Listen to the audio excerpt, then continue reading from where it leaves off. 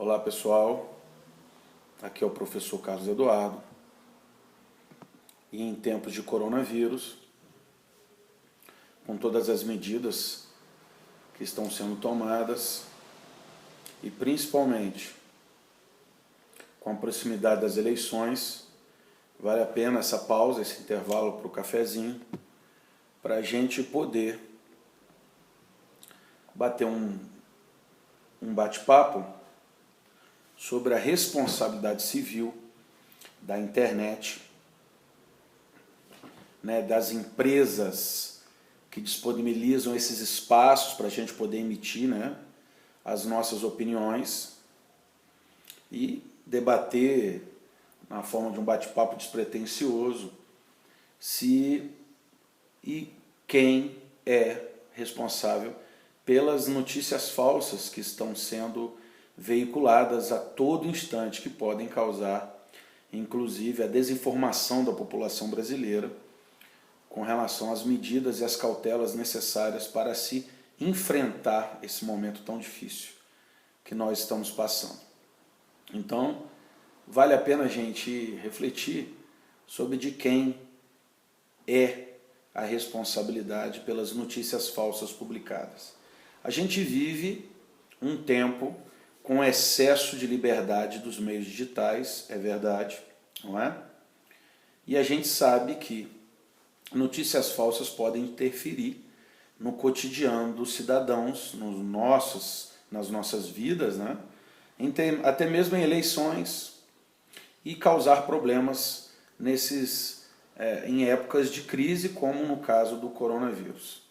E a gente sabe que as empresas que propiciam esses espaços cibernéticos para a criação ou a própria divulgação dessas notícias falsas, geralmente podem ou não ter a responsabilidade direcionada a elas. Então acho que vale a pena a gente perder alguns minutos do nosso dia para a gente falar sobre isso. Então a própria lei a Lei 12.965, 12.965 de 2014, você pode abrir aí, está na internet, ela trata do marco civil regulatório da internet e ela caracteriza, conceitua, por melhor dizer, essa figura, né, de provedor de hospedagem, que ele é uma pessoa jurídica que fornece esse serviço que a gente tem acesso, que consiste em possibilitar o armazenamento de dados, tá, em servidores tanto próprios ou remotos, né? Às vezes você acessa um site que os servidores de armazenagem de dados ele está em outro país, está em outro continente. Então essa é uma figura que a lei traz, né? Que são esses provedores de acesso que disponibilizam o nosso acesso de terceiros, né? Nós como terceiros, a esses dados, isso de acordo lá com o próprio contrato. Então, a gente tem também a figura do provedor de hospedagem. E ele oferece dois tipos de serviço, como nós já falamos. O armazenamento de arquivos em um servidor e a possibilidade de ser acessado esses arquivos. Acesso direto ao site, remotamente, pelo teu smartphone, né, de acordo com o contrato que você tem. E a gente tem a figura ainda dos provedores de conteúdo, que são todas as pessoas naturais, né, físicas ou jurídicas, que disponibilizam na internet as informações criadas ou desenvolvidas pelos provedores de informação ou autores, tá? Que são as pessoas que utilizam esses servidores próprios ou utilizam o serviço de outros servidores, que no caso a gente chama esse de provedor de hospedagem, né, para a gente conceituar essa figura, para poder armazenar essas informações. Então, às vezes, a gente já está utilizando esse serviço, que é o caso dos sites prontos, né, os provedores de conteúdo ou os provedores de acesso, eles disponibilizam, né, esses websites, esses blogs, né, e até mesmo as redes sociais, os grandes portais de imprensa. Então esses são os provedores de acesso de uma forma bem rápida, porque esse não é o foco da nossa reflexão. Então a gente tem ainda conceituado pelo Marco Civil o provedor de informação, que nós às vezes podemos ser um provedor de informação, que é o efetivo autor daquela informação ou aquele que está propagando a informação. Então logo, nós como pessoas naturais, cidadãos comuns, que possuímos um site, um blog, ou uma conta numa rede social, e alimentamos esses locais cibernéticos com conteúdo próprio ou de terceiro, a gente passa, a partir do momento que faz a inserção dessas informações, a gente passa a ser um produtor ou um provedor de informação, ou quando a informação somos nós mesmos que produzimos, a gente passa a ser um autor, tá? E a gente tem a figura da fake news também. O que é essa tal da fake news? Fake news, né, em termos tupiniquins, são notícias falsas, que são disseminadas pela internet, mas não de forma ingênua, nonsense, nada disso. São notícias que têm um intuito de influenciar posições políticas, religiosas, de gênero, e elas vêm em vários formatos. Simples montagens, piadinhas, mas que deliberadamente traz conteúdos totalmente falsos, tá? Ou parcialmente falsos, ou que a gente tem visto com maior frequência, que são conteúdos que distorcem totalmente a realidade. Então, embora a gente saiba que a disseminação de notícias falsas seja antiga, obviamente mentira é uma questão muito antiga na humanidade, hoje ela passa a ter grande importância pelo fato da internet e as redes sociais possuírem um acesso ilimitado e muito mais fácil. Eu digo ilimitado porque hoje todo mundo tem um smartphone com acesso à internet e isso traz esse fenômeno que a gente chama de viralização, viral. Então, às vezes, uma notícia falsa, sem qualquer tipo de checagem, ela viraliza de uma maneira impressionante e coloca em risco o próprio indivíduo, a coletividade e a importante paz social. Por que paz social? Nesse momento de coronavírus, as pessoas estão assustadas, as pessoas estão com medo, preocupadas. E a disseminação de notícias falsas tem causado mais problemas do que os que o vírus já está causando.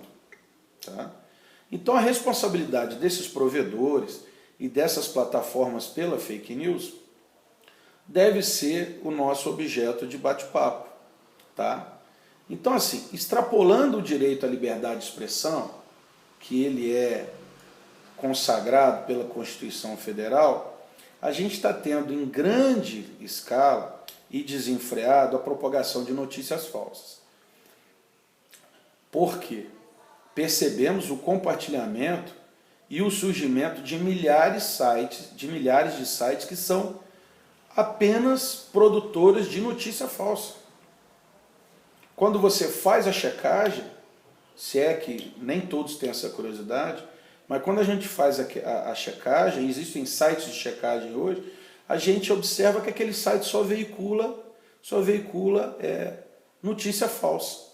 E os autores são anônimos e às vezes impossível de responsabilização civil. E o dano que isso pode causar à sociedade é muito grande. Então cabe a nós ter bom senso hoje, principalmente no atual momento.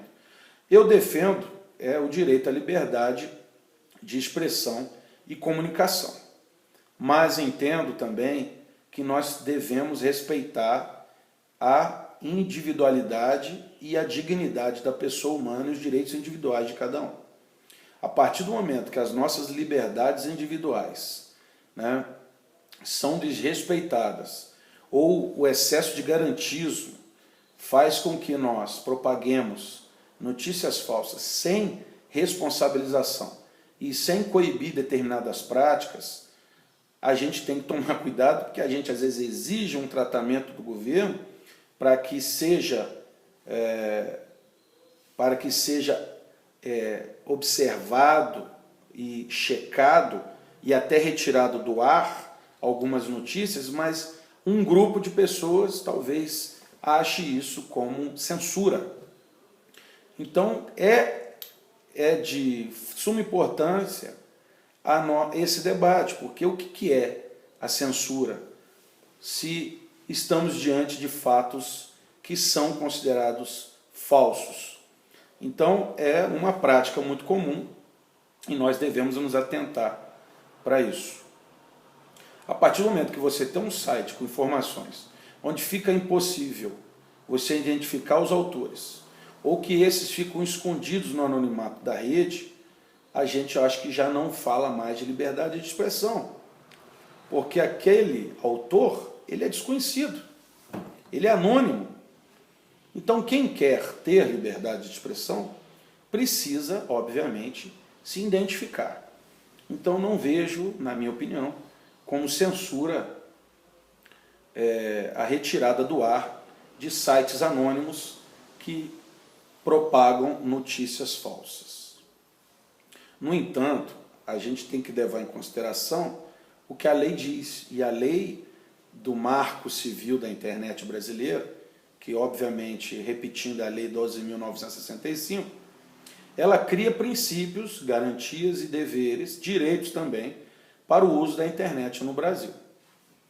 E lá tem a previsão expressa, entre os artigos 18 e 20, da responsabilidade. Eu não vou ler os artigos e nem vou citá-los aqui na íntegra, para que o tempo não fique muito extenso, e o vídeo é apenas para a gente tentar refletir de forma breve, brevíssima, né, sobre a responsabilidade.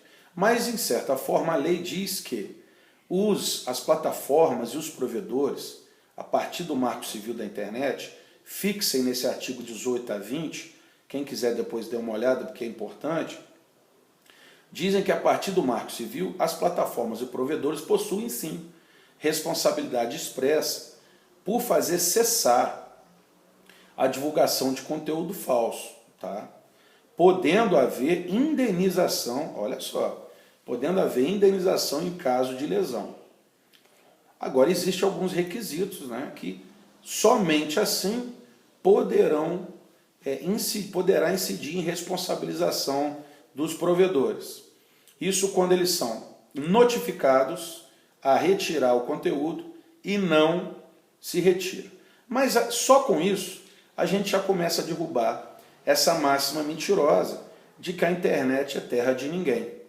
Óbvio que ela possui também legislação, direitos, deveres e obrigações, porque é responsabilidade dos provedores e das plataformas a criação de mecanismos de checagem para que a gente possa identificar os autores de postagens falsas. Porque se isso não for possível, é bem provável que na judicialização do caso em concreto, a responsabilidade possa recair sobre o site, a partir do momento que ele não disponibiliza o autor daquela postagem e se recusa, em caso de notificação, né, a retirada ou fazer cessar aquela lesão à imagem do ofendido, de alguém que possa se sentir ofendido. O direito ao acesso à informação precisa, gente, ser observado do ponto de vista de um direito difuso. Obviamente, aos operadores de direito eu digo isso. Então há necessidade também de informação coletiva, nesse momento principalmente, que seja de assuntos de interesse geral, E é nosso direito também